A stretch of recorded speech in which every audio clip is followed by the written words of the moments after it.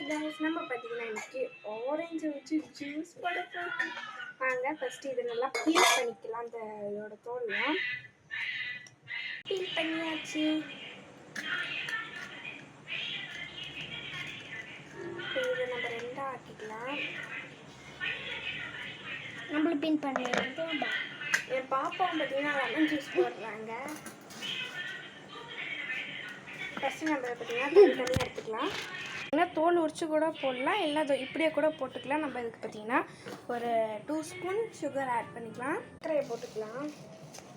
எங்கள் அக்கா சர்க்கரை போட்டதுக்கப்புறம் நான் வீட்டில் இருக்க போகிறேன். நெக்ஸ்ட்டு தண்ணி ஒரு இந்த சொம்பில் நமக்கு ஊற்றிக்கிறேன். இவ்வளோ தண்ணி ஊற்றிக்கிட்ட போது நம்ம ஃபஸ்ட்டு இதை அரைச்சிக்கலாம்.